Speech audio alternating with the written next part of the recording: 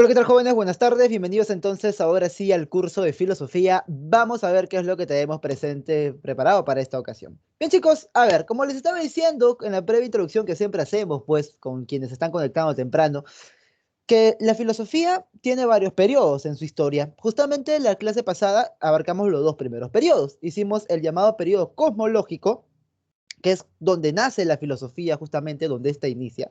Y luego vimos pues el llamado periodo antropológico, que es una reflexión al respecto del ser humano. Justamente los sofistas hablaron al respecto de que todo es relativo, todo depende del ser humano, y Sócrates creía que existía la verdad segura, absoluta, a la cual podríamos llegar.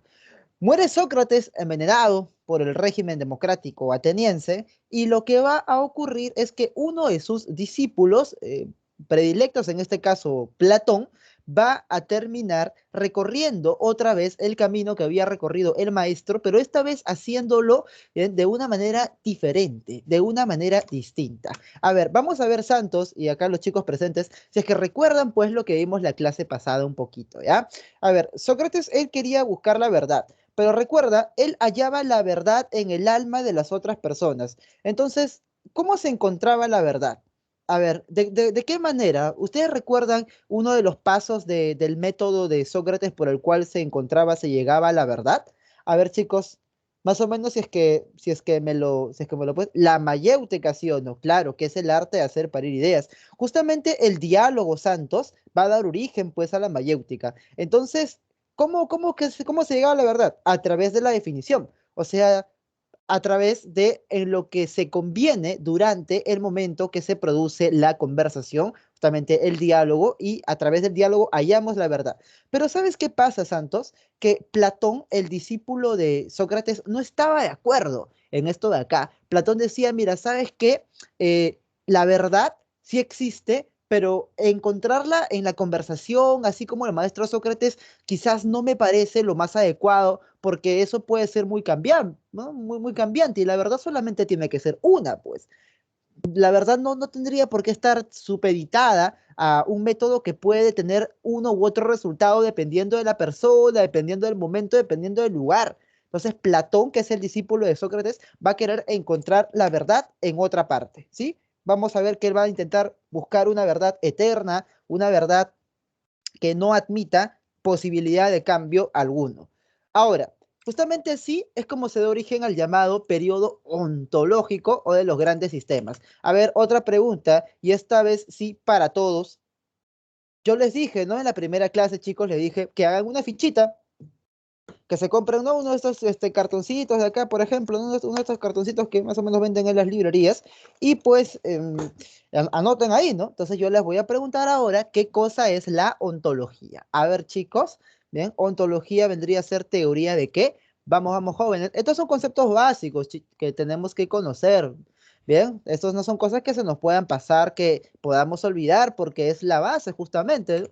Como que yo en matemática te pregunte, oye, ¿cuál es el símbolo de suma? Y tú me tienes que decir, pues, que efectivamente es este, ¿no? Este es el operador de suma.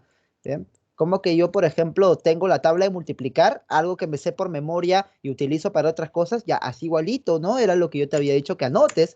Entonces, la ontología, ¿qué cosa era? Chicos, solamente Santos no ha venido a la clase, me han ido más chicos, vamos. A ver, bien. Por eso les dije que anoten. Ujú. Excelente, Nicolcita Alexandra. Muy bien. El estudio del ser. Profe, pero yo no sé qué significa ser. No importa, ahorita yo te voy a explicar. Simplemente te dije que lo anotes y lo tengas a la mano, ¿sí o no? Bien. Entonces, tengan en cuenta esas recomendaciones que yo les doy, porque si no, no vamos a poder seguir avanzando. Bien, chicos, claro, es el estudio del ser. Ahora, ¿qué cosa es el ser, profesor? El ser podríamos entenderlo como el fundamento de la realidad. ¿Ya? El fundamento de la realidad. Pero ¿cuál va a ser ese fundamento de la realidad? Ya, acá sí depende, pues, depende del filósofo, ¿ya? Eso ya depende del filósofo. Para Platón será una cosa el ser, para Aristóteles será otra cosa muy distinta el ser. ¿Bien? Estudia el ser y sus atributos. Excelente, Julio. Excelente, papi. Muy bien. Ahora, ¿por qué se le llama, profe, ontológico y también se le llama de los grandes sistemas? A ver, para empezar, tendría que explicarte, jovencito, qué cosa es un sistema en filosofía. Sí, es una definición bastante práctica, bastante fácil de atender, Bien, el sistema es una explicación, ¿bien? Explicación que tiene dos características. Es completa, o sea, como que no le falta nada, y es ordenada, justamente sigue un orden lógico determinado. Y esta explicación completa y ordenada es acerca de qué? Acerca de la totalidad de la realidad. Eso es un sistema en filosofía. Una explicación completa y ordenada sobre la totalidad de lo existente, sobre todo lo que existe. Entonces, por eso es que se le llama periodo de los grandes sistemas o sistemático, por ahí lo vas a encontrar. ¿Y por qué ontológico, profesor? Porque esta explicación se basa en una definición de lo que es el ser. O sea, cada uno de estos dos, tanto Platón y Aristóteles, van a tener su propia definición de cuál es el fundamento de la realidad, de cuál es aquello que le da origen a todo lo que existe. ¿Ya? Profe, similar al ARGEP, digamos, podríamos ver similar al ARGEP, pero no se va a restringir a eso. ¿Bien? El ser, por lo tanto, va a ser la base que proponga el filósofo a esa explicación completa y ordenada de la totalidad de lo existente. Ese es el sentido de esta época. Entonces, ahora vemos que ya la filosofía se vuelve mucho más madura, la filosofía ya se vuelve, en este caso, mucho más seria también, porque vas a tratar de explicar la totalidad del mundo basándote en un principio al cual solamente accedes por vía racional. Ese es el ser. Entonces, primero piensas, ¿no? ¿Cuál es el fundamento de la realidad? ¿Qué propongo como ser? Y en base a eso, en base a ese cimiento sólido, vas construyendo el resto de explicaciones, como por ejemplo, qué cosa es el ser humano, cuál es el mejor sistema político, cómo es que debemos de comportarnos a nivel individual, cuál es la mejor forma de gobierno, etcétera, etcétera, pues. Vamos a ver que ese es el detalle, esa es la forma en que funciona este periodo. Entonces, es fácil porque no tenemos que aprender muchos sistemas, solamente dos, el de Platón y el de Aristóteles. Bien, chicos, entonces arrancamos, pues, arrancamos con Platón. Se sabe que su verdadero nombre no es Platón. Entonces, profe, ¿por qué se le dice así? Porque dice la tradición, la leyenda, ¿bien? Que era de una persona de espalda bastante ancha, ¿no? Entonces, por eso, básicamente, por la forma de su cuerpo, ¿bien? Por su físico. Otros dicen que era por su frente, bueno, ya digamos, depende de la tradición. Ahora, independientemente de esa anécdota, ¿bien? Lo que nos interesa de Aristócles de Atenas, que es su verdadero nombre, es que ha fundado una institución que hasta el día de hoy justamente utilizamos su nombre, que es la Academia, en honor al héroe Academos, en Atenas. Él era jovencito, una persona, como se dice, de alta alcurnia. O sea, sus tíos, pues, habían tenido relación con el gobierno de la ciudad, digamos, ¿no? Había estado emparentado por ahí con personajes reconocidos de la época, pues. Entonces, ¿qué es lo que va a pasar con Platón? Él llega a conocer a Sócrates. ¿Bien? Él es uno de sus discípulos, como les estaba diciendo hace rato. Y con respecto a lo que había pasado con Sócrates, él justamente ve ahí una de las consecuencias nefastas, pues, de darle el poder o de dejar que una mayoría tome decisiones, porque al final de cuentas no van a optar siempre, siempre por lo más justo, sino por lo que en ese momento sus pasiones le pueden dictar. Y de esta manera Platón se vuelca pues a crear una especie de sistema político en el cual la elección, digamos, de la mayoría de personas no sea la tomada como automáticamente verdadera o como automáticamente válida. Eso lo vamos a ver más adelante, ¿ya? Ahora, lo que me interesa, como hace rato les estaba diciendo, es lo que hace Platón de la ética de Sócrates, porque para Sócrates la definición, la verdad, como les decía, se hallaba pues en el debate, en la conversación, en la discusión, ahí se encontraba la verdad. En cambio, Platón dice que no, que la verdad no puede estar en algo que es tan cambiante como el debate, como la conversación. Entonces, profe, ¿dónde está la verdad? La verdad debe estar en una especie de dimensión aparte de la que nosotros nos encontramos. Y para esto se utiliza, para explicar esto, se utiliza el famoso mito o alegoría de la caverna. ¿Ya? Vamos a ver esto ahorita mismo. ¿Ya? El mito o alegoría de la caverna. A ver, esto es como una especie de fábula, por decirlo de alguna manera, en la cual no es exactamente real lo que me está escribiendo, pero se tiene que entender el sentido, las relaciones que están al interior del texto, pues, como se dice, la fábula, el mensaje final. ¿Ya? Bien. la moraleja, el mensaje final tendría que entenderse en este caso. Ahora, ¿cuál va a ser esa narración, ese mito que él cuenta de la caverna?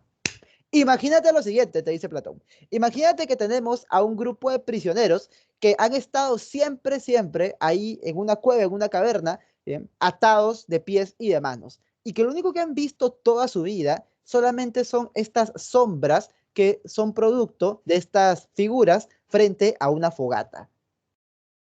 Si tú le preguntas a uno de estos prisioneros qué cosa es la verdad, o cómo es que es el pájaro, cómo es que es el caballo, probablemente te responderá haciendo referencia a estos objetos que él ha visto toda su vida. ¿Por qué? Porque él no tiene otra forma de entender la realidad. Él no tiene otra forma de interpretar qué es lo real, porque eso es lo único con lo que ha tenido contacto. Ahora, ¿qué pasa si es que nosotros sacamos a uno de estos prisioneros de este lugar? Al principio se va a resistir, ¿no? Al principio se suéltame, suéltame, me va a decir, no, no, no, no, no quiero, ¿no? Si yo siempre he vivido acá.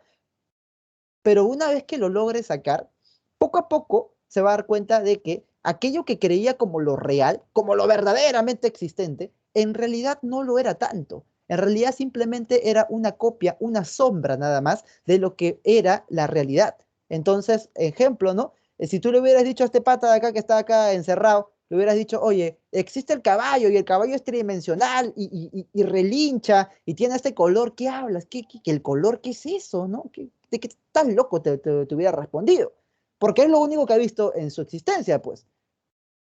Entonces, nosotros, dice Platón, somos como los prisioneros de la caverna, porque nosotros creemos que lo único que existe, que lo real, supuestamente, lo verdaderamente real, son las cosas, los objetos materiales con los cuales tenemos contacto todos los días. Pero hay otro tipo de realidad, dice Platón, a la cual no hemos accedido todavía y a la cual solamente se puede acceder a través del intelecto. Así como el prisionero de la caverna sale y conoce con sus sentidos la realidad, nosotros justamente seríamos pues presos también porque creemos que lo que nuestros sentidos nos informan automáticamente ya es la verdad, que esta taza es lo más real que existe, pero diría Platón, eso es falso. Vamos a decir por qué. ¿Bien? A ver, si no lo veo, no lo creo. ¿Es así, profe? Me pregunta Carlitos. A ver, claro, en este caso, para saber de la existencia de algo, tengo o que verlo con los sentidos, ¿bien? O en todo caso, comprenderlo a través de la razón, te dice Platón. En este caso, el veo que tú me dices, Carlos, Platón en realidad no cree que es, pues, digamos, o sea, percibirlo a través de la sensibilidad, de los sentidos, de la vista, del olfato, del tacto. No, él dice que tiene que ser captado a través de los sentidos, ¿bien? Captado a través de la razón, tendría que ser la realidad suprema a la cual él está haciendo referencia. Mira, Carlitos, para entendernos, ¿sabes qué metáfora te puedo poner? Bien. No sé si que ustedes han visto esta serie de ciencia ficción Rick y Morty, ¿bien? O quizás cualquier película de ciencia ficción.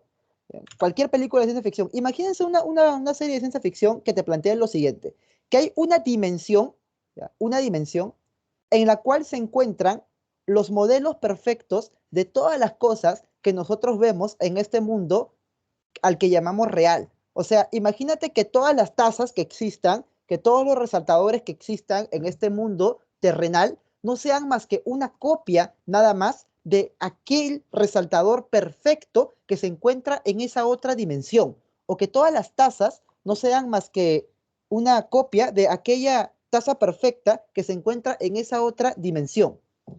Algo así es lo que propondría, bien, ok, Julio, bien, algo así es lo que me propondría en este caso Platón, pero claro, no va a llamar a esa otra dimensión un lugar físico al que podamos acceder yendo con una nave espacial o teletransportándonos, sino que a esa otra dimensión le va a llamar así, le va a llamar el mundo de las ideas.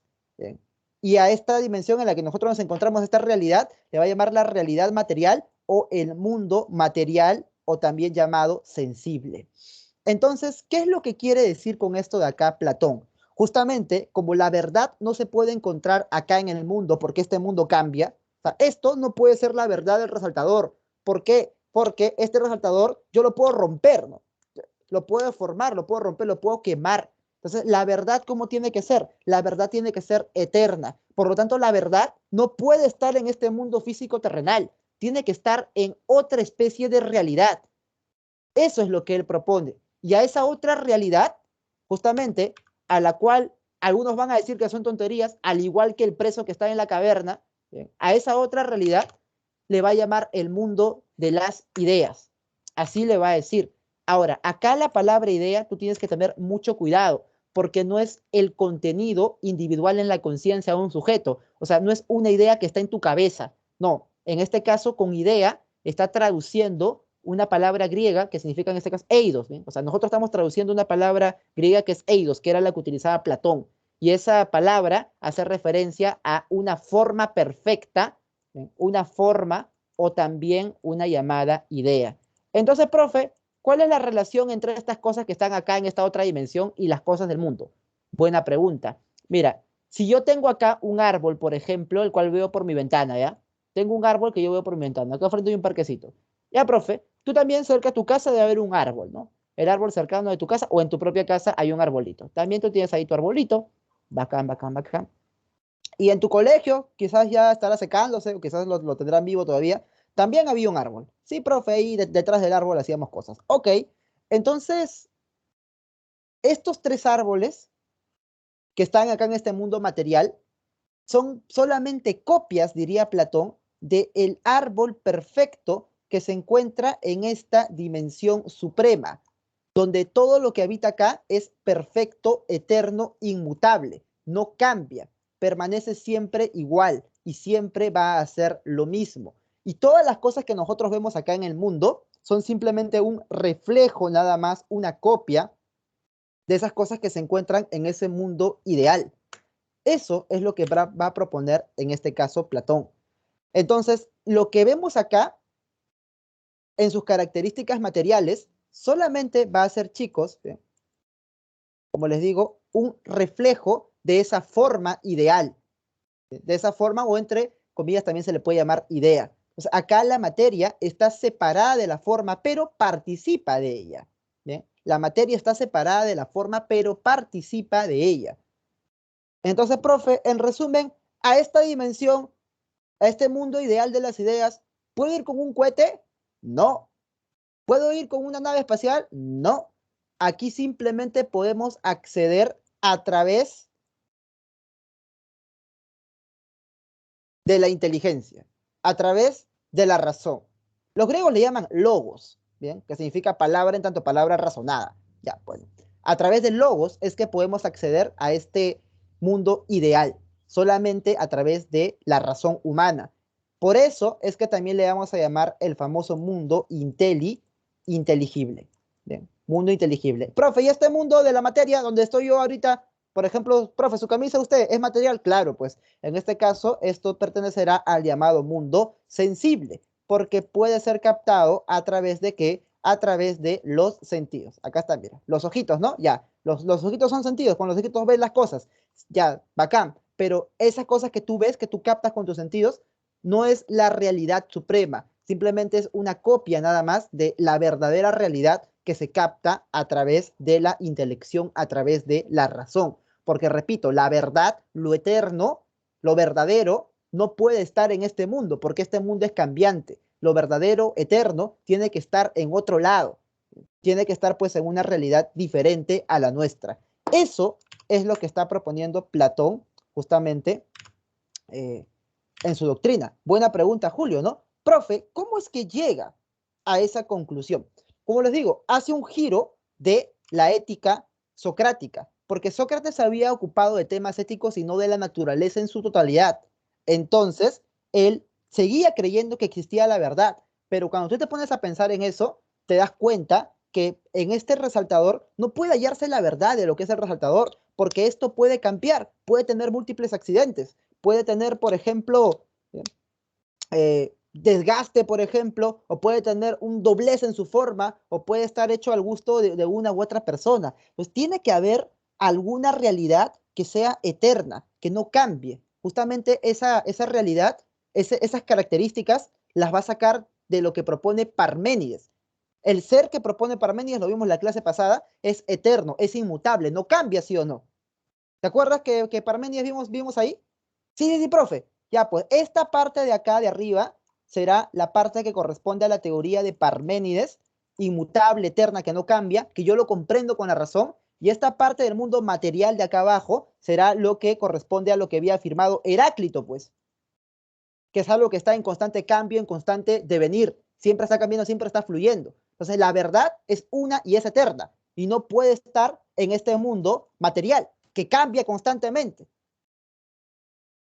que muta, que siempre está fluyendo, como diría Heráclito, tiene razón. Entonces debe estar en otra dimensión aparte, ¿te das cuenta? Por eso es que también hace esto, para reconciliar esas tesis de Parménides y Heráclito, que siguen siendo relevantes hasta esta época, ¿te das cuenta? Entonces, esa es la manera en la que lo llega. Claro, Julio, justamente a ese mundo ideal, ¿bien? Ese mundo ideal lo van a utilizar los cristianos mañana más tarde. Acuérdate, todavía estamos en el 400, 500 antes de Cristo, ¿bien? Estamos ahí todavía. Todavía no ha nacido el cristianismo como doctrina. Pero la materia no se cree ni se destruye, solo se transforma. Exacto, Carlitos Manuel, pero ¿sabes qué pasa? Que justamente eso, se transforma, está cambiando. Entonces la verdad no se puede hallar en esta materia que justamente tú has definido como cambiante, porque la verdad es una, la verdad es eterna. Hay que resaltar que todavía no había nacido Newton, dicho sea de paso, ¿sí? Newton acá todavía le faltaba mucho tiempo para existir, ¿bien? Entonces, las propiedades de la materia en tanto su especialidad, ¿bien? Ahora, buena pregunta, Carlitos, ¿cómo puedes alcanzar la verdad? A través de tu razón, pues, a través de tu razón, porque lo que está en los sentidos, ¿sí? Eso es completamente, como tú mismo dices, que está completamente en cambio, en todo momento está en cambio, está fluyendo. Bien, ¿cómo puedes alcanzar la verdad? A través de la intelección, a través de tu alma racional. Así es que la puedes captar. Justamente dice Platón que el alma va a encontrarse acá en el mundo de las ideas y va a caer al cuerpo. Bien, ahora recuerden que estamos en historia del pensamiento. No es que esto necesariamente tengamos que creerlo como la verdad absoluta, pero si tú te dejas llevar por el razonamiento y por la época en la que estamos, date cuenta que este razonamiento es sumamente poderoso y es sumamente lógico también. O sea, es la historia de cómo las ideas han ido cambiando. Ahorita estamos en el 2400 antes de Cristo, más o menos. Ahora, ¿cuáles son las consecuencias de esto de acá? Bien, justamente, Carlos, te vas a dar cuenta que él aprende a distinguir, pues, entre el conocimiento de las formas, modelos o esencias, a lo cual le llama el ser, ¿sí? Que es lo que hemos visto en la parte de arriba, ¿sí? Y las cosas materiales, a los que podemos achacarle esto del devenir, o sea, que está en constante cambio. Y al conocimiento de esas formas, ideas o modelos perfectas, que no cambian, inmutables, eternas, le va a llamar así, le va a llamar episteme. ¿Qué es la episteme? El conocimiento verdadero. Episteme igual conocimiento. Y al conocimiento, profesor, falso, en realidad a la captación mediante los sentidos, le va a llamar doxa u opinión. Entonces, esto es importante. ¿Y por qué tenemos que aprenderlo? ¿Qué les a mí me importa lo que ha dicho ese viejo profesor? Escúchame, ¿bien? Acá vamos a ver que hay una diferencia importantísima que hasta día de hoy sigue siendo muy útil.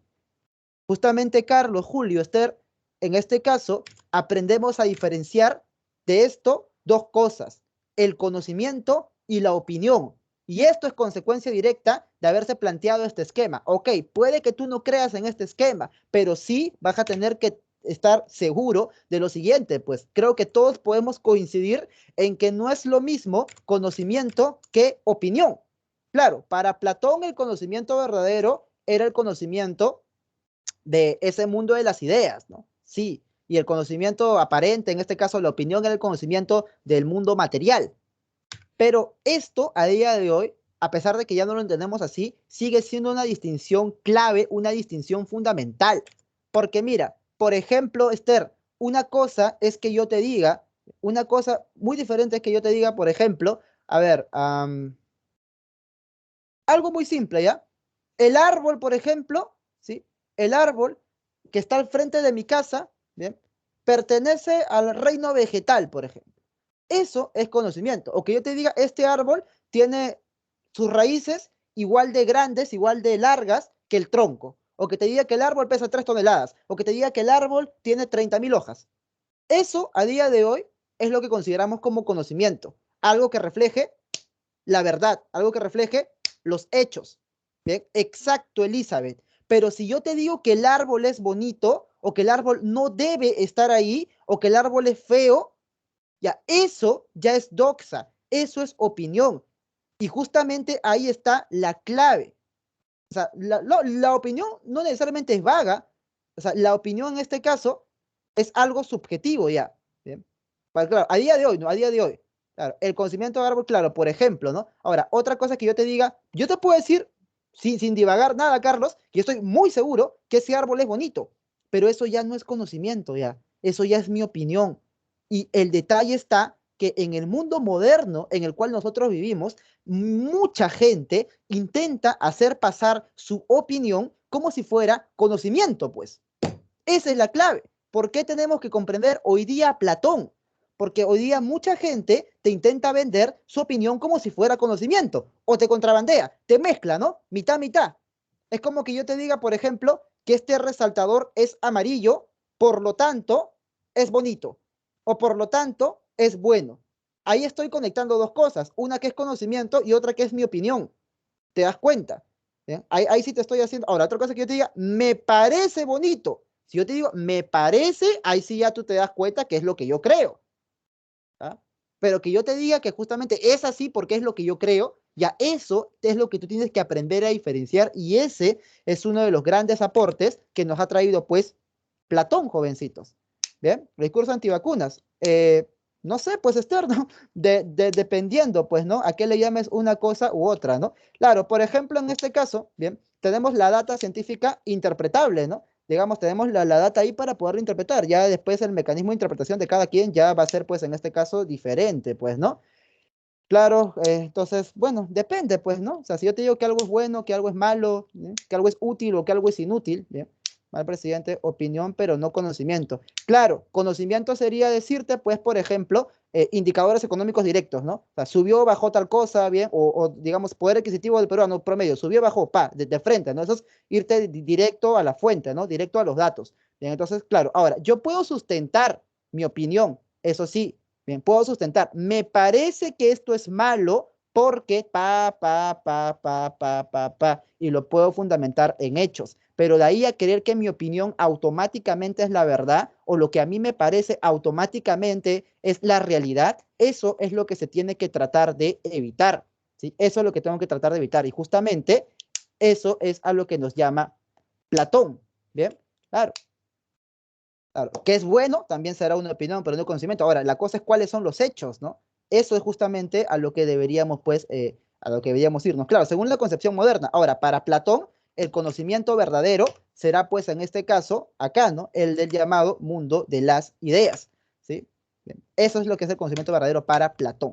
Entonces, por eso es que propone, bien, este mundo de las formas, este mundo de las ideas. Recuerda que acá por idea, yo no debo entender al contenido en la conciencia de un sujeto, ¿ya? Vamos a ver que eso es sumamente importante, ¿sí? Ahora, de todas las ideas, hay una idea que es la fundamental, es la idea del bien. La idea del bien está en la cima jerárquica, está en la cúspide de todas, porque solamente conociendo el bien, yo voy a poder obrar con sabiduría. Vamos, ¿quién dijo que solamente conociendo el bien, yo voy a poder actuar de buena manera? ¿Bien? ¿Quién dijo que a través de la sabiduría llegamos al bien? ¿Quién dijo eso? Jovencitos, que a través de la sabiduría llegamos al bien.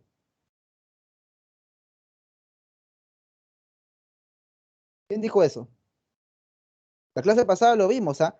A través de la sabiduría llegamos al bien. Claro, pues Sócrates dijo eso, justamente. Por eso es que Platón, en honor al maestro Sócrates, todavía pues sigue proponiendo que la idea del bien será la idea más importante de todas. Y esto es importante, ¿por qué? Porque esto va a aterrizar. Profe, ¿dónde va a aterrizar? Va a aterrizar Julio en un proyecto político. Y acá viene lo interesante. A Sócrates lo condenaron por mayoría de votos, pues Esther. Vimos la clase pasada, Carlitos, ¿no? La mayoría. fue quien lo condenó. Votaron en mancha y dijeron, Sócrates no, merece morir. Entonces, justamente, eso no le cae en buena estima a Platón.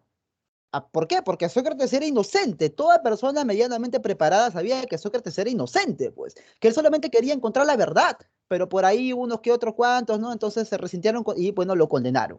Entonces, de esto, Platón va a intentar reformular el proyecto político, ¿bien? Los civiles, dice, bueno, no tiene nada que ver en este caso con que si es civil o no es civil. Esto de acá va a tomarlo Platón como para reformular el proyecto político de la Atenas de la época. Y justamente propone en este caso la existencia de tres facultades del alma. Bien, repito, propone la existencia de tres facultades del alma. Vamos a ver cuáles son. Recuerda que estamos en Platón, recuerda que estamos en 2400 y tantos antes de Cristo, ¿ya? Por si acaso, ¿bien? No, 2400 años antes de esta época, o sea, unos 400 y tantos años antes de nuestra era común. Ahora, ¿cuáles son las facultades del alma? Son tres. Para empezar, tenemos a la concupiscencia. No te preocupes, no te vayas al diccionario, yo te lo explico rápido. La concupiscencia son los deseos materiales.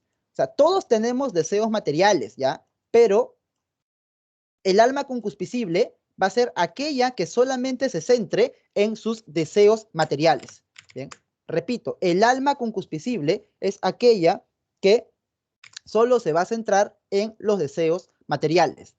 ¿Y cómo así, profesor? O sea, a ver, tú vas a tener por ahí algún amigo, ¿no? Por ahí o conocer a alguien, sobre todo del cole, ¿no? Ya que quizás no todos quieren ir a la universidad, que lo único que le interesa, ¿bien? Es tener la barriga llena, como decía mi profesor de la universidad, el vientre y el bajo vientre, ¿no?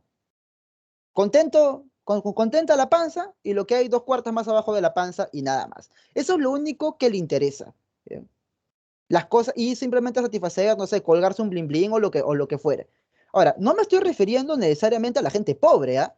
No vayas a creer eso, ¿ah? O sea, el alma concupiscible es todo aquel que solamente tenga por objetivo en su vida los deseos materiales. Puede que sea quizás comer de, no sé, diario, pizzas esas que come Mr. Beast que tienen oro ahí encima, o helado de $25,000, o cenar caviar todos los días, o quizás, no sé, tener sexo pues con ultramodelos en yates de lujo por el Caribe.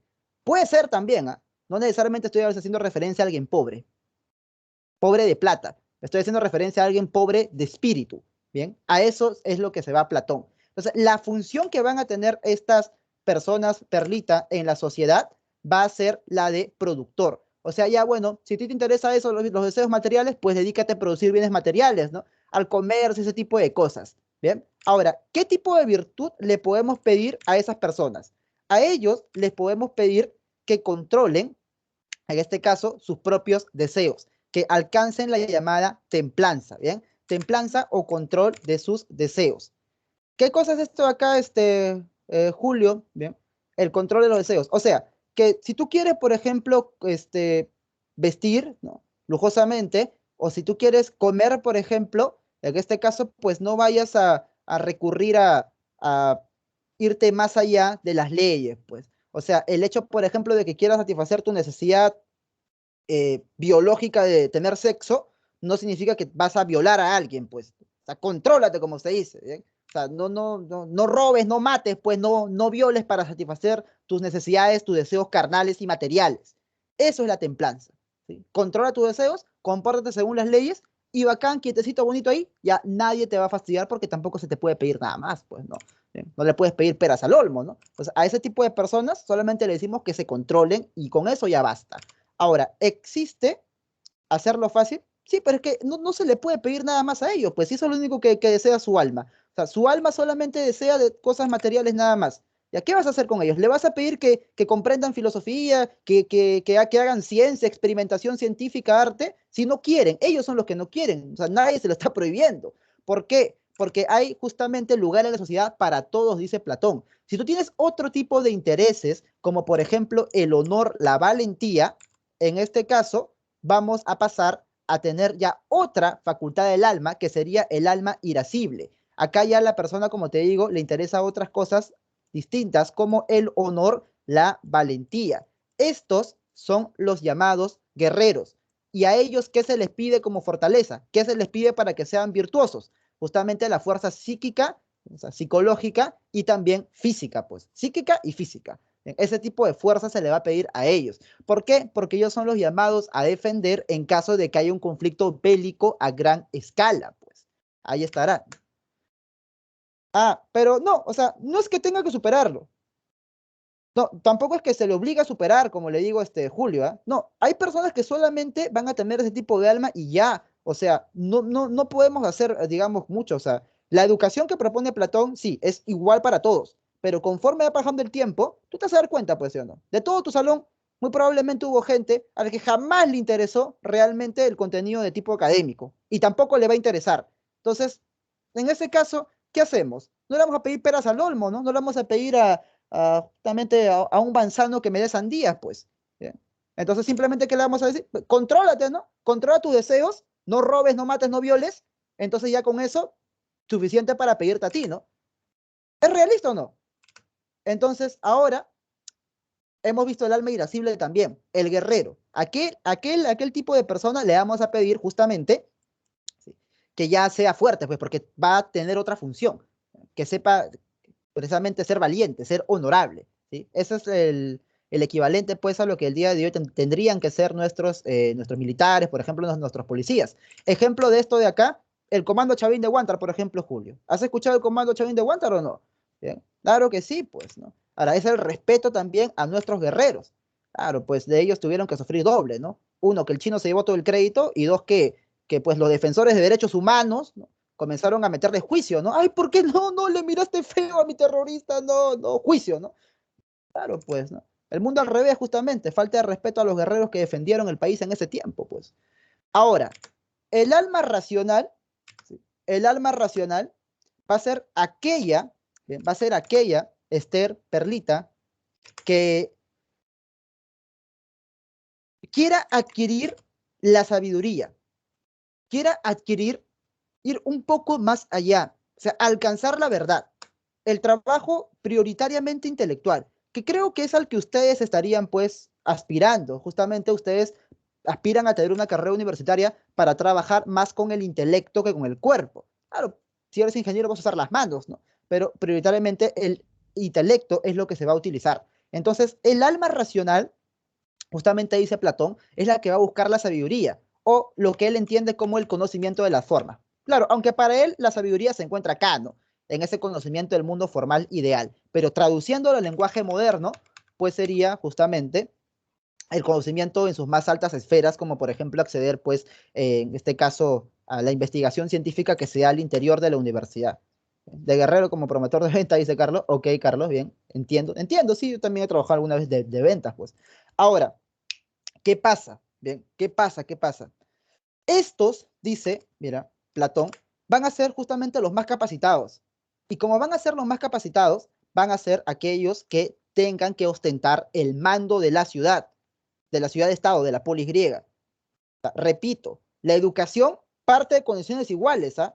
Es largo explicar cómo lo plantea Platón, pero te resumo en lo siguiente.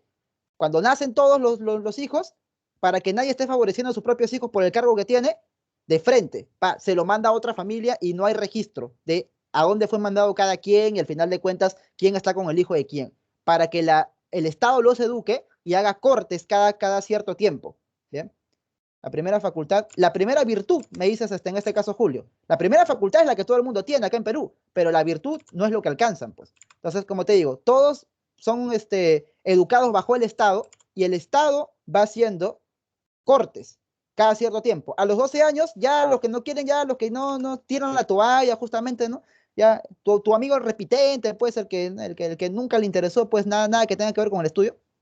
Ya, entonces, ya, bueno, pues que sea productor, ¿no? Porque porque tampoco va a querer, ¿no? Ni tampoco va a aprovechar, ni tampoco lo va a utilizar bien los recursos que se van a promover para su educación. Ahora, luego, a otro corte a los 21, quiénes van a seguir y quiénes no van a seguir, quiénes van a seguir estudiando y quiénes quiénes van a quedar como guerreros. En ese tiempo de la adolescencia es educación física, justamente, sobre todo. Bien, estrategia militar, algo que todos tienen que saber. Entonces, ya pasada esa edad, hasta los 50, se le va a dar educación de tipo, bien, racional. Claro, justamente Esther el personaje que propone Platón en sus diálogos es Sócrates, pues. En todos los diálogos platónicos, Sócrates es el personaje. Entonces, lo que dice Sócrates en los diálogos que escribe Platón, porque justamente Platón es el que escribe, Sócrates no escribe nada, es justamente lo que tú me estás diciendo en este momento, que aquel que ha conocido realmente la sabiduría es aquel que tiene que ostentar el título de ¿qué? De gobernante, pues. Entonces, acá es el mando de quién? Justamente de aquel que está más capacitado, de aquel que más conocimiento tiene, pues. Es como que yo te pregunte, por ejemplo, bien, tienes a un grupo de personas, ¿no? Que hay que pilotar un avión. Bien, a ese grupo de personas tienes por ahí un señor que es carnicero, por ahí otro que es panadero, otro señor que es un excelente abogado de las más altas esferas y tienes por ahí a un piloto. Bien, ¿a quién le das justamente el mando del avión? Pues al piloto, ¿cierto? Es el más capacitado para realizar esa labor. Justamente también dice Platón, a través de Sócrates, del personaje Sócrates, dice que el más capacitado para gobernar tiene que ser efectivamente pues el que gobierne. Eso se le llama la soberanía de la inteligencia. Entonces, ¿quién es el que está más capacitado? El que conoce la sabiduría, el que ama la sabiduría. ¿Cómo le llamamos, Esther, al amante de la sabiduría? ¿Cómo le llamamos al que ama la sabiduría? Vamos, Esther, tú misma. ¿Cómo le llamamos al que ama la sabiduría? O cualquiera acá que esté presente. Filósofo, pues, exacto, Carlos. Filósofo, exacto, exacto. Entonces, esta es la famosa teoría del rey filósofo. Ahora, filósofo no es cualquiera. A partir de los 50 años recién se te puede nombrar como filósofo, pues. Esta es la teoría del rey filósofo. Y este va a ser el que ostente el gobierno, pues. Este va a ser el que tenga el mando de la polis, porque él es sabio y está preparado para gobernar. Su vida la ha dedicado a la obtención del conocimiento, pues, y por eso es que Platón se va a oponer, ¿bien? Menos no puede ser este filósofo. O sea, puede estarse preparando, Daniel, puede estarse preparando, ¿sí? Puede ser estudiante todavía, ¿no? Aspirante, ¿no? Según Platón, ¿no? Según Platón. Según Platón, no, según Platón, recién a partir de los 50 ya se lo puede nombrar como tal. O sea, como filósofo gobernante, sí. Ahora, ayudante todavía puede ser más, desde más antes todavía, a partir de los 21, a partir de los 21. Bueno, independientemente de la edad, que no se interesa tanto, ¿bien? Lo que importa es cómo es que se configura esto, ¿no?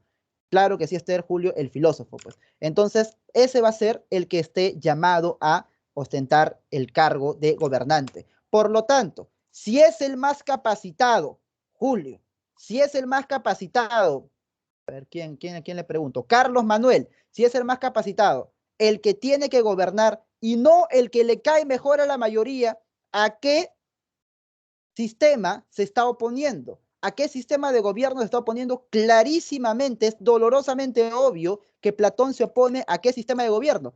Vamos, chicos, ustedes mismos, a la democracia, pues. Claro que sí, se está oponiendo a la forma de gobierno democrática, pues, porque es la democracia quien condena a Sócrates, pues, por mayoría de voto. ¿Te das cuenta? Condenaron a un inocente, pues. Excelente, Julio, claro que sí, Yulisa. Claro, en la democracia, dice Platón, cualquiera podría llegar a ser gobernante.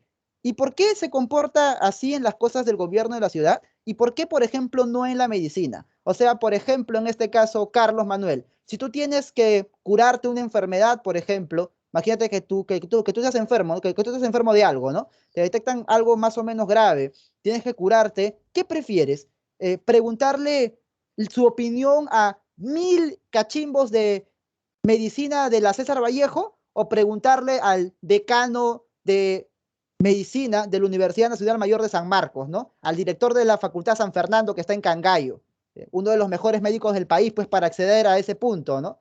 Al médico, pues obviamente, ¿por qué? Porque es el que está, a ese sí o no, a ese, al pro sí o no, a él le preguntas, ¿y por qué no nos hacemos la misma pregunta? ¿Por qué no pensamos igual con respecto al gobierno de la ciudad? ¿Por qué no buscamos al más capacitado para que gobierne la polis? Julio Paucar. Eso te pregunta Platón. Y acá aterriza pues su sistema, ¿no? Todo su sistema ontológico que se construye aterriza en una política, pues. Por eso es que dice que tiene que ser el rey filósofo, el alma racional. el más capacitado el que gobierne, pues, no cualquier personaje de por ahí, pues. ¿Te das cuenta? Entonces, eso es lo que propone, pues. Hace bastante tiempo, no van a creer que Platón, no sé, ha nacido ayer, ¿no? Platón ha nacido justamente en el 411 antes de Cristo, dura hasta el 485 aproximadamente, ¿no? Ya depende de las fechas que manejes. Bien, eso es lo que propone. Ahora, la reputación es la que mancha al ser, ¿no? Profe, Pedro, pero eso ahora se ha perdido, cualquiera gobierno. Sí, pues, tú mismo lo dices, ¿no? Claro que sí. Pero bueno, eso propone Platón. ¿Podemos estar en contra de eso? Sí. ¿Podemos estar a favor de eso? También depende de cada quien, ¿no? Cómo ve las cosas, ¿no? Pero esto es una crítica válida, una crítica muy válida al sistema democrático. Ay, no, no, ¿cómo se va a meter con eso? No. Es filosofía. Podemos sentarle de juicio cualquier tipo de doctrina. Ahora, Julio, vamos a ver acá Aristóteles, ¿ya? ¿Qué es lo que pasa con Aristóteles?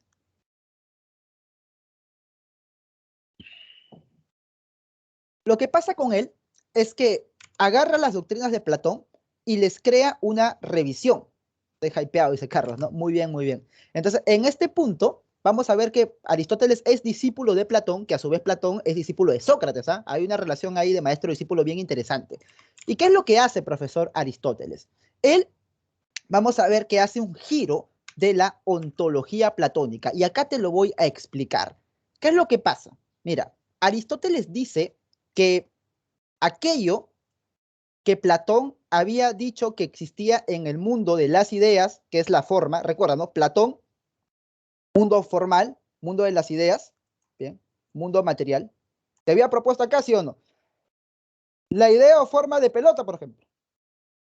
O sea, la forma o idea también. Y la materia estaba acá, en este mundo, separada justamente de la forma, separada de la forma. Ahora, Aristóteles crea una inversión interesante. ¿Cuál es, profesor? Aristóteles dice que en cada una de las cosas, en cada uno de los objetos que existen en esta realidad, se van a encontrar no solamente la materia, sino también la forma. Entonces, cada objeto contiene a la materia y contiene a la forma. Cada objeto es materia más forma.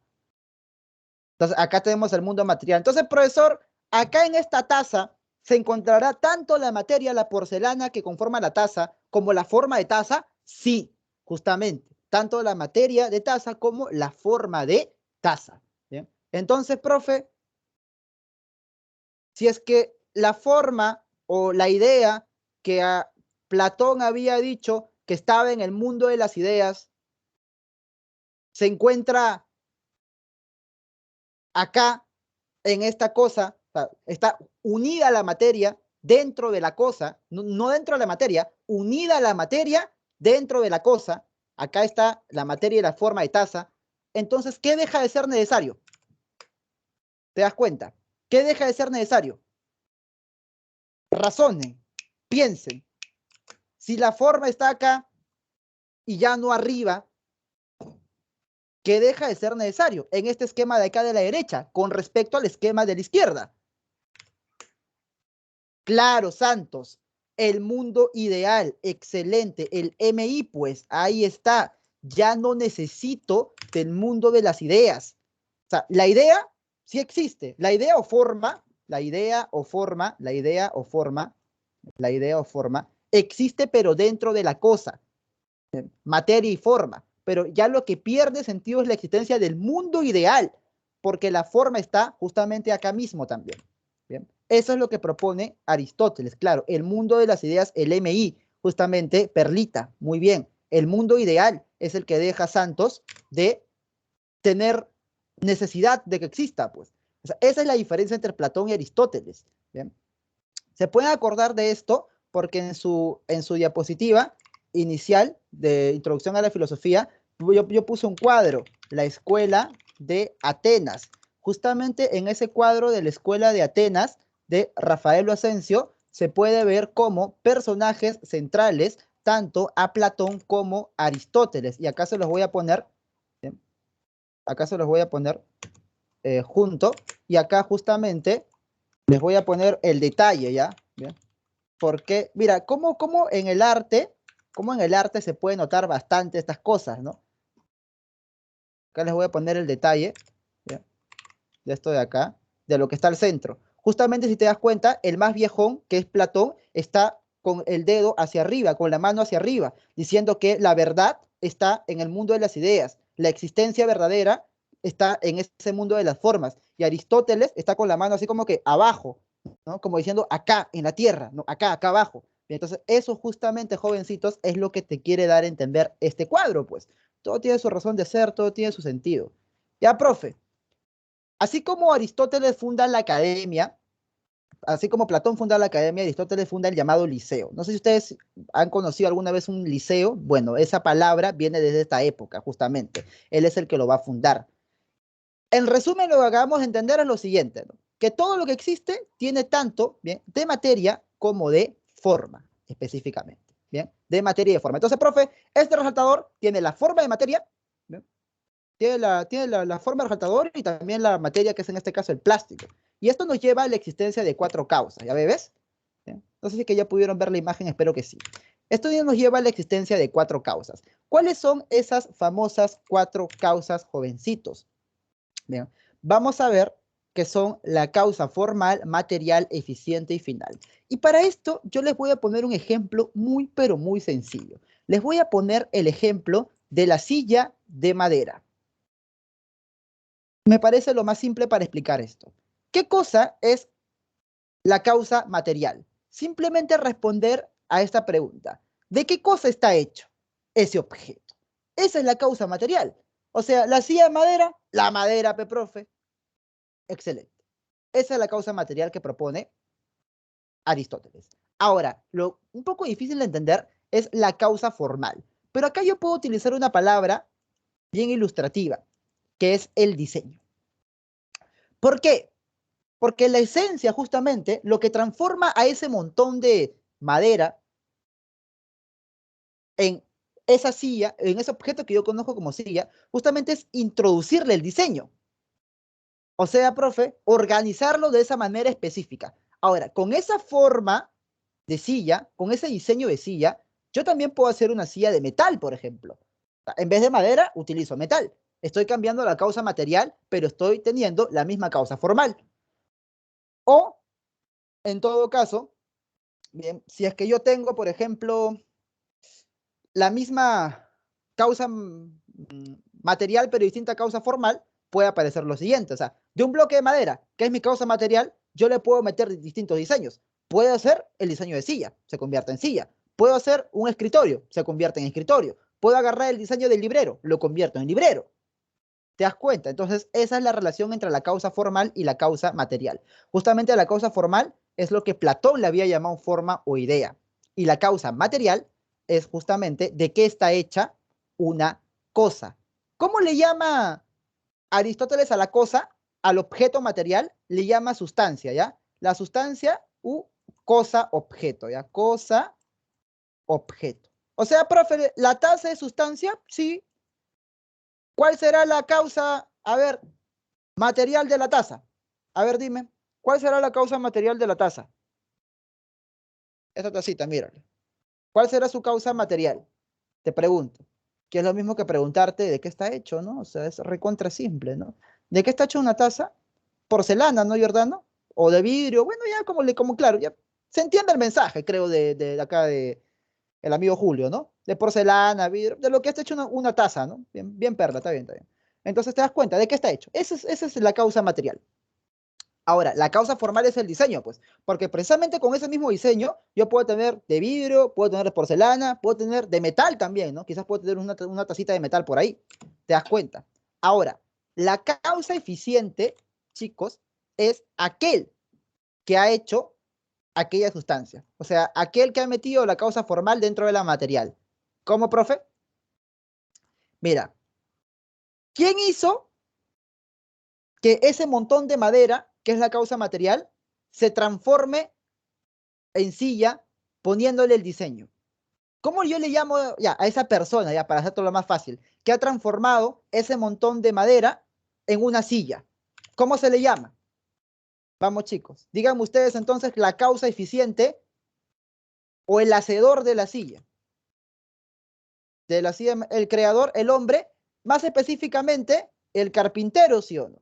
Ese habría sido, pero el hombre está bien, Brian, es una respuesta general, pero está bien. También ese creador está bien, pero un poquito más específico en este caso, el hombre que es carpintero, ¿sí o no? Está bien, no, no es que esté mal.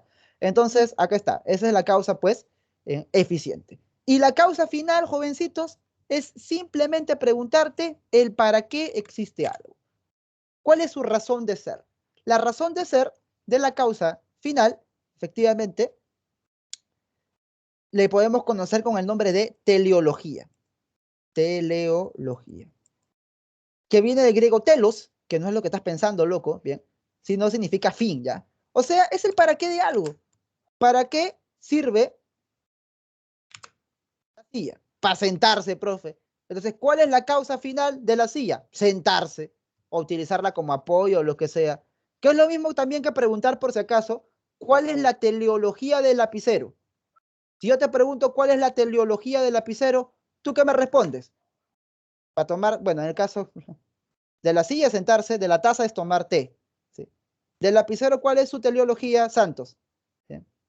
Escribir, ¿sí o no? Escribir, claro que sí. Escribir es claro, te das cuenta, ¿no? Te das cuenta. Te das cuenta. Claro, pues, justamente, ¿no? Te das cuenta. Entonces, es simple en realidad esta partecita de acá. Ahora, muy interesante lo que propone en este caso, ¿bien? Aristóteles con respecto a la política, ¿ya? Bien. Si no nos olvidamos F, dicen. Ya, ok, Santos, no te preocupes, pero a veces, como se dice mi chamba como profe ahorita, en módulo básico de este tema, es hacer que lo que parece difícil sea accesible para ustedes. ¿Bien? Quizás si antes de entrar a la clase yo te hubiera preguntado, oye, ¿cuál es la teleología del lapicero? Tú te desmayabas, ¿no? Ah, se te cae el cerebro, ¿qué es eso, sí o no? Pero ahora ya lo entiendes. ¿Bien? Es cuestión también de aprender a retener el concepto. Bien, vamos a ver la distinción política básica que hace Aristóteles, lo cual me parece muy interesante también, ¿ya? Porque es igual de interesante que la de Platón. Él no le interesa si gobierna uno, si gobiernan pocos o si gobiernan muchos. Lo que le interesa es que esa forma de gobierno sea realmente buscando el bienestar común y no solamente el tuyo personal o el de tu grupito. A ver, la forma pura de gobierno es aquella que busca el bien común. Y la forma impura es aquella que busque el bienestar personal. Mira, si yo le doy el poder a una sola persona y esa sola persona lo hace por el bienestar de todos, o sea, realmente se preocupa por la población, le llamaré monarquía. Pero si solamente se preocupa por sí mismo, le llamaré pues tiranía. No, pero profesor, ¿cómo va a defender la posibilidad de la existencia de una monarquía? ¡Ah! ¡Qué asco! Monarca, me han enseñado que tengo que odiarlo. Ya, escúchame, pues. Yo te hago una pregunta. ¿El Zapa Inca era elegido por votación popular? ¿Sí o no? Nada más dime. Nada más respóndeme eso. ¿El Zapa Inca era elegido por la voluntad general de los pueblos? El Inca. No, pues santo, ¿sí o no? ¿No era elegido por voluntad general? Claro, pues. Ahora, la pregunta es, ¿cómo se organizaba el imperio? Bueno, entre comillas, imperio incaico, el Tahuantinsuyo, para decirlo exactamente. Cada vez que una persona, por ejemplo, un grupo de personas en una población, había una catástrofe, se le mandaba ayuda, ¿sí o no? ¿No? No se permitía, pues, que haya en este caso, ¿no? Personas que estén ahí padeciendo hambre, y ese tipo de cosas, ¿no? Salvo que sean rebeldes con el imperio, ahí sí es otra cosa, ahí sí ya corta cabeza, ¿no? Pero si es que no, si es que eran leales, fieles, o sea, eran atendidos, ¿no? Se priorizaba realmente el bienestar común. Justamente eso se sorprende en pueblos españoles cuando llegan, ¿no? Dice que tenían, pues, alimento bastante extensamente almacenado, ¿no? Entonces, justamente el Inca, pues, sería un ejemplo de monarca, una persona que tiene el poder centralizado, porque tampoco es que le vaya a preguntar a muchas personas para tomar una decisión, y lo hace por el bienestar común, pues. Una posibilidad, ¿sí o no? Una posibilidad. Ahora, un ejemplo de tirano en la historia, ya, pues aparte, ¿no? Aparte de todo, encima inútil, de impotente de Luchito XVI, pues, ¿no? Ya, Luis XVI, pues ya es que se hace quitar el trono de Francia, ya, pues, incapaz completo, aparte de múltiples otras cosas, ¿no? Y ese sí es un tirano, pues, efectivamente, ¿no? Ese sí es tirano, pues, efectivamente. Ya, y ese ya, Como solamente le interesaba su bienestar y nada más el de su corte, ya, pues, no, tiranía. Bien, te das cuenta. Entonces, no, como te digo, no interesa si es que es uno, son muchos. Interesa, pues, al final de cuentas, si es que lo hace realmente por el bienestar común o no. Ahora, la minoría, si es que son pocos, se le llama aristocracia. Esto viene del griego aristo, que significa los mejores. Bien. Ahora, si es que son pocos que gobiernan solamente para ellos, oligarquía. ¿Ya? También es otro término interesante. Y si es que son muchos los que han entrado a tallar al gobierno, justamente a través de elecciones generales, como ya en esa época también se estilaban, se le va a llamar pues democracia, justamente, ¿no? Porque es el demos el que ha puesto gobierno. Y también puede ser que el demos ponga un gobierno que solamente entre para vaciar las arcas del Estado, o solamente entre pues para darle cargos a sus familiares, ¿no? Ese tipo de cosas. Entonces, ahí se genera la demagogia. Y justamente a través también de doctrinas o en todo caso de discursos pues bastante populistas para ganarse el favor de la mayoría. O sea, con tal de caerle bien a todo el mundo, de caerle bien pues a la gente, yo digo lo que cada uno quiere oír por distintas partes. Ya, ese tipo de gobierno que solamente se interesa digamos, el sector que se ha puesto ahí en el poder, es el, al final de cuentas, termina siendo el peor de todos, porque al menos cuando es un tirano, tú sabes quién es el tirano, tú sabes a quién cortarle la cabeza, pero cuando es demagogia, no que fue él, no que él me dijo, no que yo no sé nada, entonces todos se tiran la pelota y pues, ¿en qué quedamos, no? Ahora, algo muy interesante de la política platónica es que critica justamente a la forma de gobierno democrática y Aristóteles, en este caso, la puede aceptar, so condición de que hagan bien las cosas. ¿Por qué? Porque al final de cuentas, en las cuestiones prácticas, como lo son la política y la ética, interesan los resultados. ¿Sí? Interesan muchísimo los resultados. O sea, tú puedes tener una doctrina que en tu cabeza suene bacán, suena bonita, pero al momento de aplicarla genera condiciones negativas, ya eso tiene que desecharse, pues no vale. Porque en las cuestiones prácticas, como la política, interesan los resultados de aquella doctrina que estás planteando. Y hablando de cuestiones prácticas, otra de las cuestiones prácticas vendría a ser la ética. ¿Ya, chicos? Profe, ¿qué proponen en este caso con respecto a la ética Aristóteles? Hay un concepto muy interesante, que es el concepto de justo medio. ¿Ya? O sea, no irte a ninguno de los dos extremos. Eso es el justo medio. Y esto me interesaría que se recuerden bastante porque va a servir para muchas posteriores explicaciones, ¿ya? Acá en el justo medio podríamos poner un ejemplo muy rápido. Bien. Por ejemplo, en este caso, Julio.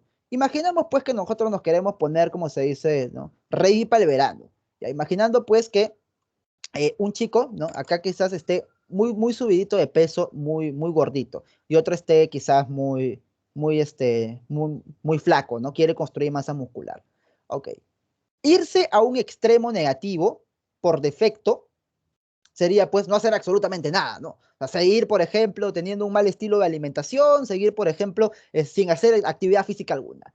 Otro extremo sería pues que el pata que está flaco se comienza a meter, ¿no? Esteroides para que le sea más rápido. Y el otro esté tomando quemadores pues ya que son incluso ilegales de conseguir, ¿no? Llevando su corazón al límite con tal de quemar un poco más rápido. Entonces puede ser que uno termine en paro cardíaco y el otro termine pues en algún tipo de enfermedad producto del uso excesivo de esteroides.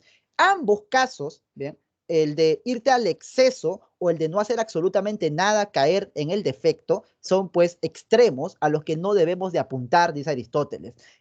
La virtud, justamente ética, se encontrará acá, en el justo medio, para poder alcanzar de esa manera la llamada felicidad o eudaimonía. ¿Sí?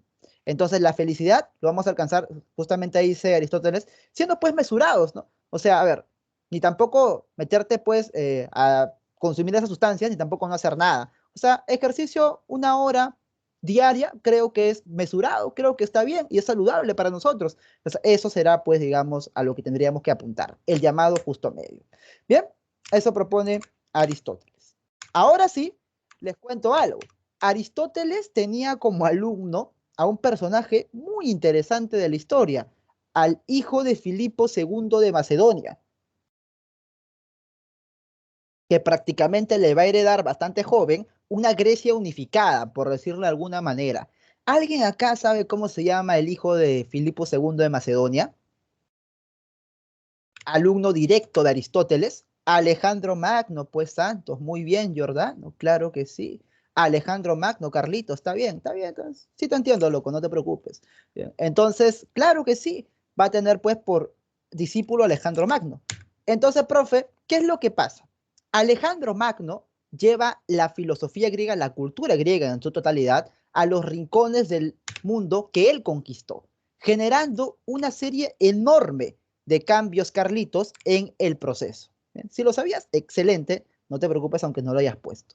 Pero si puedes ponerlo, ponlo para yo saber que saben, ¿no? Entonces, en este caso, Alejandro Magno generó una serie de cambios muy profundos. Uno de ellos es enterrar la polis, pues, porque ya la ciudad-estado griega pierde sentido. Muere joven el pata, se divide el imperio, se forman reinos.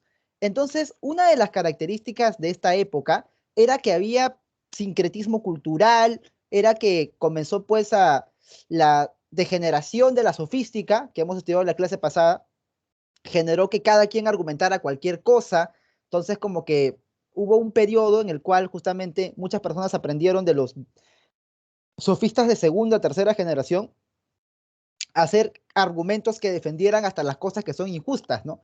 O sea, justamente por eso que algunos le tienen cólera o bronca a los sofistas, porque enseñaban entre comillas, ganar la discusión de cualquier manera o argumentar de manera convincente hasta lo que puede ser ruin. Por ejemplo, por ahí, ¿no?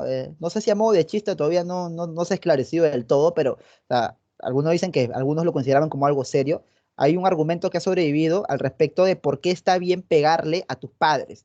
Y más o menos es así construido, ¿no? Si tus padres te pegan cuando tú eres pequeño, por tu bien, cuando los padres son viejos se comportan como niños. Entonces, como son niños, entonces le puedes pegar por su bien de ellos. Te das cuenta de hasta qué punto llega eso de que la argumentación caiga en manos pues de cualquiera, ¿no? Van a terminar argumentando cualquier atrocidad. Y justamente en esta época, más allá de crisis política, más allá de crisis económicas, hay crisis espiritual. Y la pregunta es, ¿cómo a pesar de toda la porquería que pueda haber en el mundo, yo hago para mantenerme feliz? A eso le conocemos en filosofía con el nombre de periodo helenístico romano.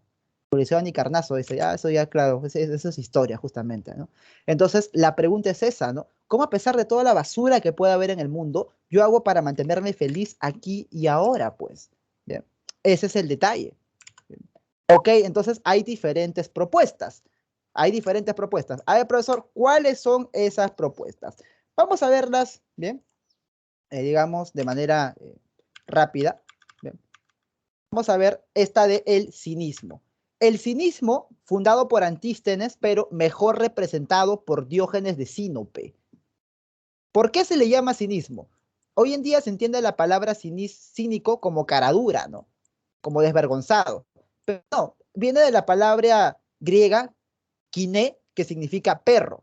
Y Diógenes decía que como modelo de vida, él tenía los perros. ¿Sabes por qué?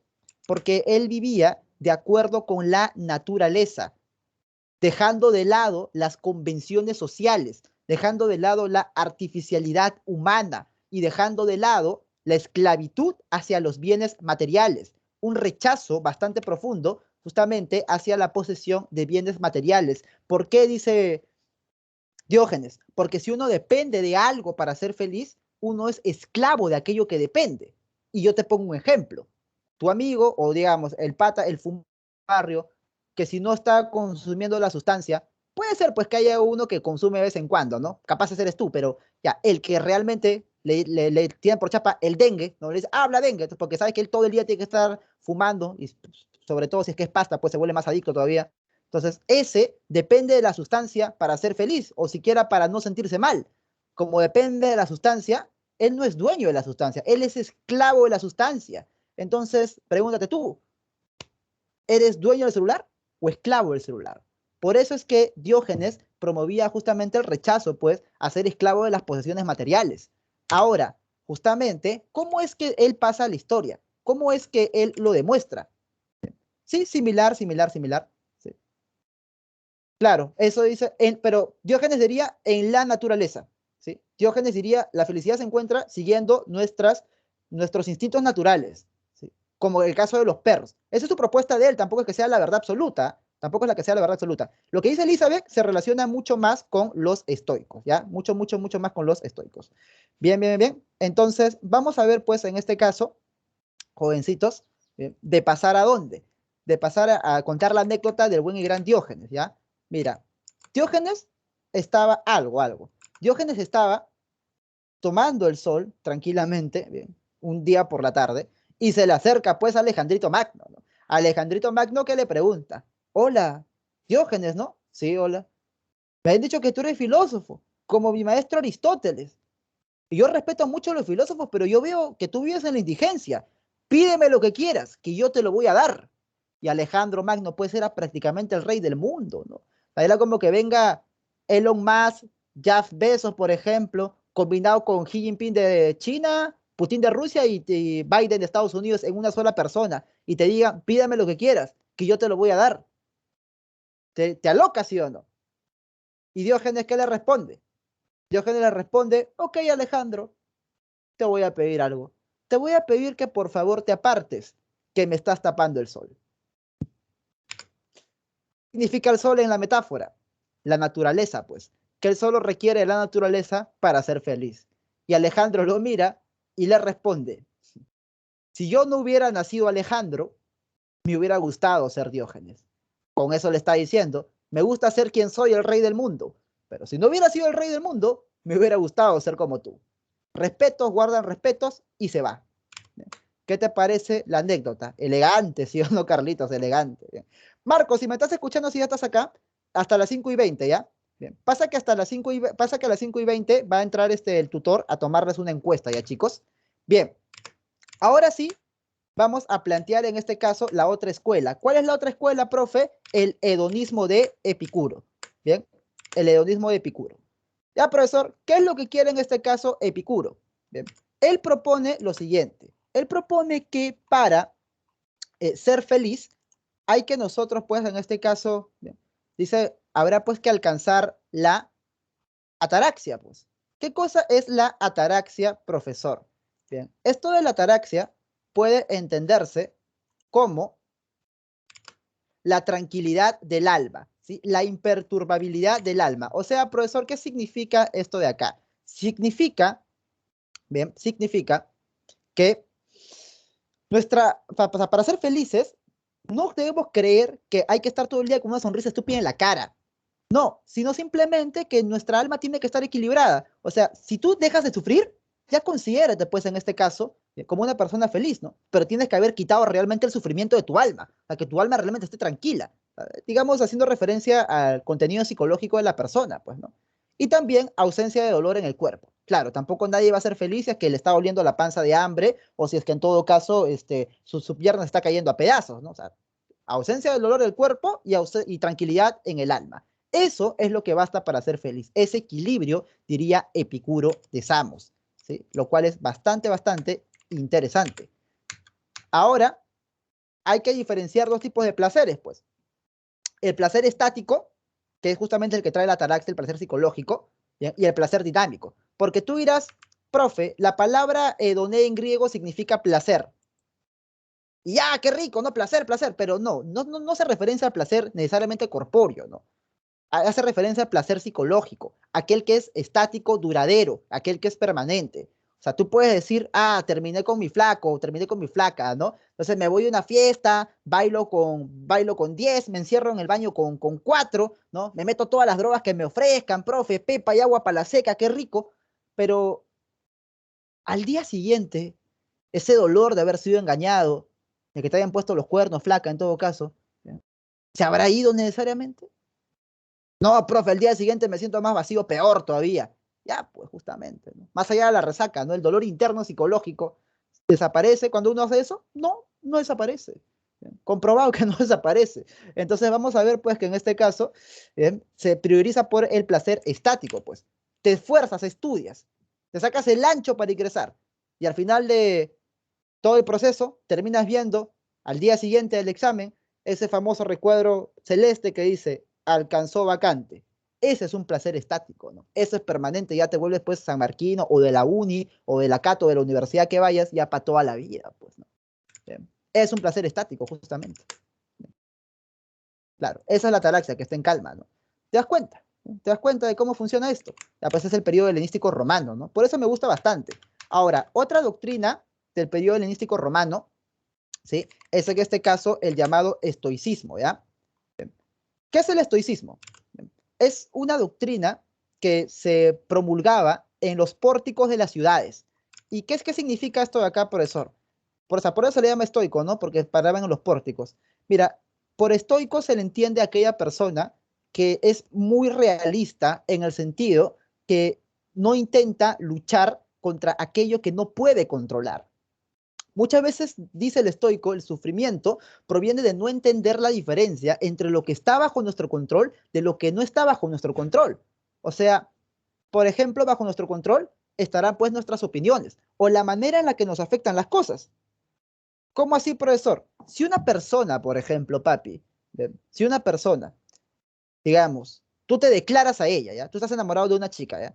Y tú te declaras a ella, tú puedes haber hecho todo lo posible para que esa persona se enamore de ti o de alguna manera, pues quiera estar contigo. Pero ya, al haber tú preguntado, ya lo dejas en su terreno, en su campo de esa persona. Y si efectivamente ya no está enamorada de ti, pues ¿qué puedes hacer? No te puedes meter a su cabeza, ¿no? No te puedes meter a su corazón y ahí cambiar los cables para que sí lo esté, ¿no? Si tú ya has hecho todo lo posible en ese caso, simplemente ¿qué nos queda? Pues aceptar que las cosas son como son y no como nosotros queremos que sean. Y también las personas, ¿no? Las personas son como son y no como nosotros queremos que sean. Estás conociendo una flaca, loco, y tú dices, bueno, capaz voy a estar con ella, pues, pero capaz tiene algo que no te gusta, ¿no? Bien, capaz pues es, digamos, no sé, asidua consumidora de algún polvito blanco que viene en sobrecitos que cuestan 20 soles. Bueno, ella es como es, pues no está hecha tampoco a tu gusto, ¿no? O flaca, te pones a sufrir porque, bueno, pues A o B quizás están quemando koalas en Australia. ¿Tú puedes hacer algo para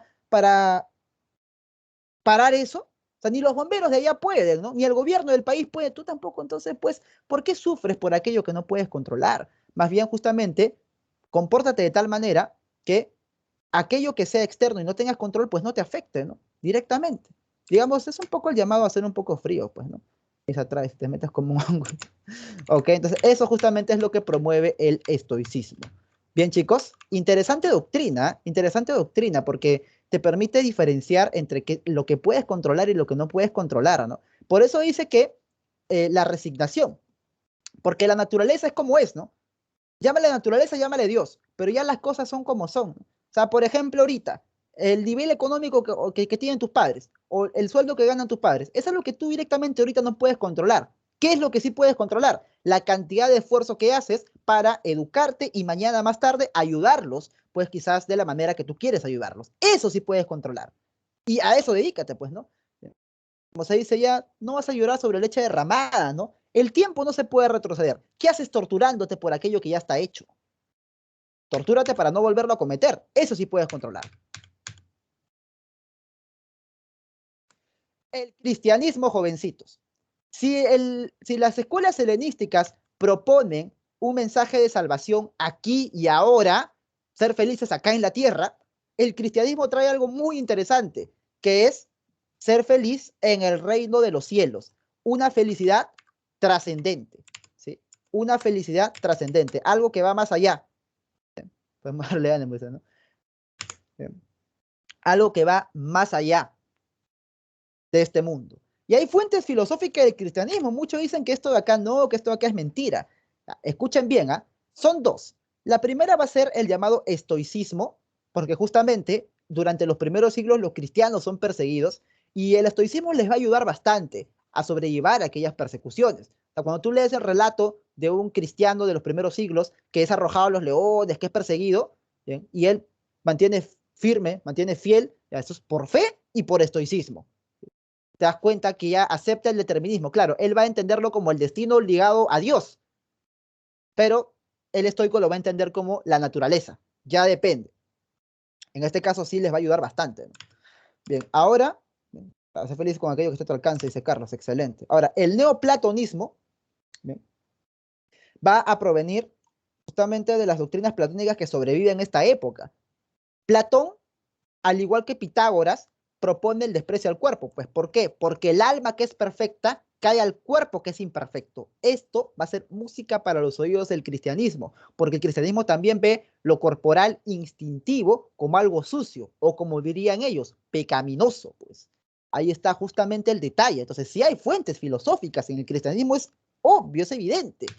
Y esto se nota mucho más en la filosofía medieval. ¿Sí? Mucho más en la filosofía medieval. En la filosofía medieval ya aparece el problema de las dos verdades. ¿Por qué? Porque el monoteísmo, que viene de los judíos, como es dogmático, cree en una verdad de fe, entonces va a entrar en conflicto con la parte filosófica, que cree en la verdad que proviene de la razón. Entonces, acá la pregunta es, ¿cómo alcanzamos la verdad? ¿Por fe o por razón? Ese es el detalle de la filosofía medieval. Profe, ya, por eso hay dos periodos, la patrística y la escolástica. Escucha bien, ¿ah? La patrística, el primer periodo, del siglo I al VII. Influencia de Platón. Repito, patrística, mira, por la P te guías. Patrística, influencia de Platón. ¿Ok, profesor? Se va a comenzar a argumentar a favor de la doctrina cristiana.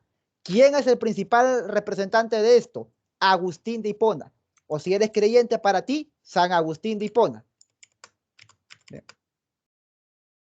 Ya, ahorita lo voy a explicar, Carlitos, no te preocupes, ahorita lo explico. Primero la patrística y luego la escolástica.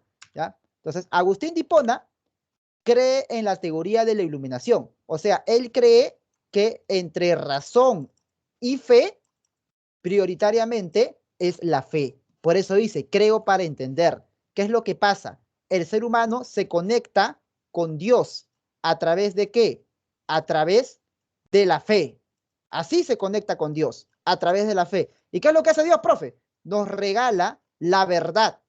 Eso hace Dios. Nos ha regalado la verdad. O sea, nos ha iluminado justamente con la verdad. Entonces, yo primero tengo fe y luego Dios me va a regalar la verdad a mi razón. Eso es lo que propone con respecto al problema de las dos verdades. La verdad de la fe y la verdad de la razón. Agustín de Hipona. Ahora, hay otra teoría interesante, que es el supremo mal no existe. Ahorita les explico esto y esto es bien interesante porque muchos sí o no alguna vez nos hemos preguntado, no, pero si Dios existe, ¿por qué tiene que existir el mal? ¿No? ¿Acaso Dios es malo, es sádico? ¿Qué cosa? Escucha lo que dice Agustín de Hipona. Existe en el universo el calor. Lo que nosotros le llamamos frío es la ausencia en realidad de calor. El frío no existe por sí mismo. Existe en el universo la luz. Lo que nosotros le llamamos oscuridad, la ausencia de la luz. Existe el bien. Lo que le llamamos nosotros mal es la ausencia del bien. Y Dios es la fuente del bien. ¿Y qué pasa? Como Dios ha creado al ser humano a su imagen y semejanza, el ser humano también tiene libertad, ya que Dios es la pura libertad. Y nosotros entonces, ¿qué tenemos? Nosotros tenemos el libre albedrío. Nosotros podemos decidir cuál es nuestro comportamiento. Libre albedrío. Y justamente acá voy a utilizar una metáfora que te va a parecer muy moderna y todo, pero que te va a ser útil, ¿ya? Y es la metáfora de la antena Wi-Fi. ¿Cómo así, profesor? O sea, en este caso, nosotros con nuestros propios pies decidimos o alejarnos o acercarnos a la fuente del bien. Algo así como podemos acercarnos o alejarnos de la antena Wi-Fi. Entonces, en este caso, la fuente del bien es Dios.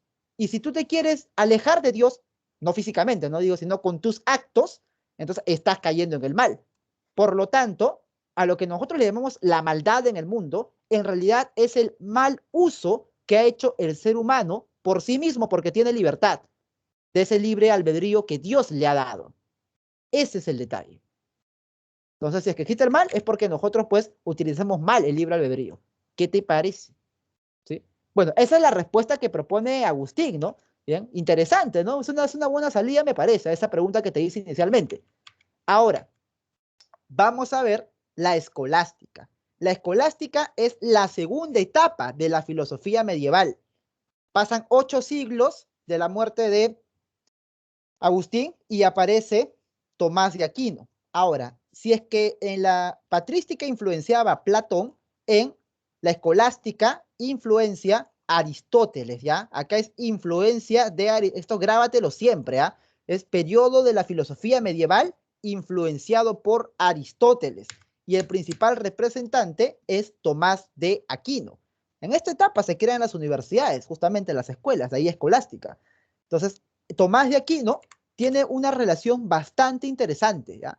Que es fe y razón se complementan. O sea, ya no es que la fe está por encima de la razón, no, sino que ahora es la razón más la fe, lo que yo voy a tener para entender o para conocer a Dios. Si tú eres creyente, puedes conocer a Dios por fe, pero si no lo eres y eres filósofo, Tomás de Aquino dice, yo puedo construir argumentos completamente racionales para demostrar la existencia de Dios.